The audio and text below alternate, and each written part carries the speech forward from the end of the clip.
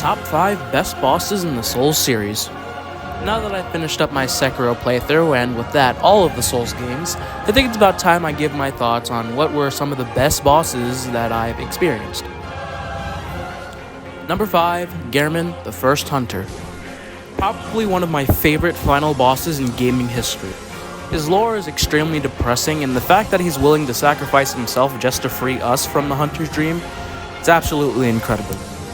His boss arena might just be the single best one in the entirety of the Soul series, because if you notice, there are like a whole bunch of gravestones scattered around the arena. This goes to show how many hunters that Gehrman killed and freed from the dream. Either they went willingly, or forcibly. Right before the boss fight, Gehrman gives you a choice. You can either let him chop off your head and the game just ends right then and there, or you can refuse his offer and then it activates this incredible boss. Number 4, Ishin, the Sword Saint. A significantly harder version of the Ishin that you fight at the end of the Shora Path line, this Ishin might just be the single best final boss in gaming history. His first phase isn't anything special, pretty much just a more accelerated version of Ishin Ashina. His second phase, however, is where things get a bit hectic. He pulls a spear out of the ground and gains a whole new moveset, and in the middle of his second phase, he pulls a random gun out of nowhere and just starts shooting you. His third phase is probably his easiest one, since it pretty much just consists of you redirecting his lightning so he doesn't have enough time to pull out any of his new moves. However, just because his third phase is easy, don't let that lead you to believe that this whole boss is easy, because he might just be the single hardest mandatory fight in the game. Number 3, Slave Knight Gale. Absolute shame on you if you thought that Slave Knight Gale wasn't going to be somewhere on this list. Most people agree that Slave Knight Gale is probably the best boss in the Souls genre, and I can 100% see why. He's incredibly difficult but not unfair. He's aggressive but not to a fault. His boss has incredible lore to back him up, and most importantly, he's incredibly fun. This boss is just perfect through and through. Not only is this the best boss in Dark Souls 3, it's probably the single best NPC boss fight in the Souls genre, period. Number 2, Malekith the Black Blade. The only boss from Elden Ring on this list.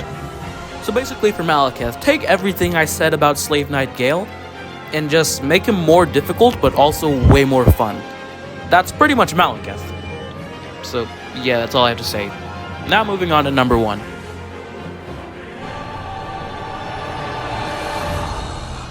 You were at my side all along.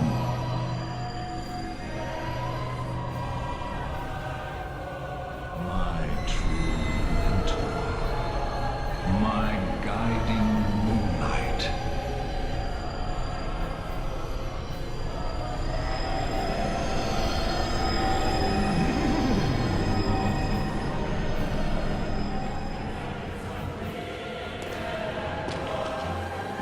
Number 1, obviously Ludwig the Holy Blade.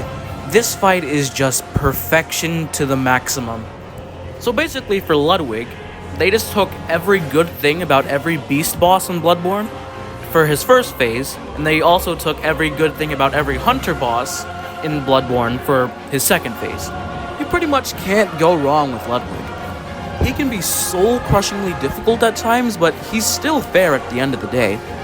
His runback is probably one of the most pleasant runbacks in the games, especially considering that it's not even that long. Right outside of Ludwig's arena, there's an enemy that you can kill to give you a guaranteed drop of 5 blood vials every single time you die. Trust me, unless you're over-leveled, Ludwig is going to kill you many, many times, as he did for me. Ludwig's OST might just be the single best in all of Bloodborne.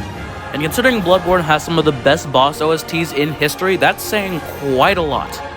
The story of a beast who remembers the human he once was and picking up his sword just to kill you, it's absolutely beautiful when you think about it.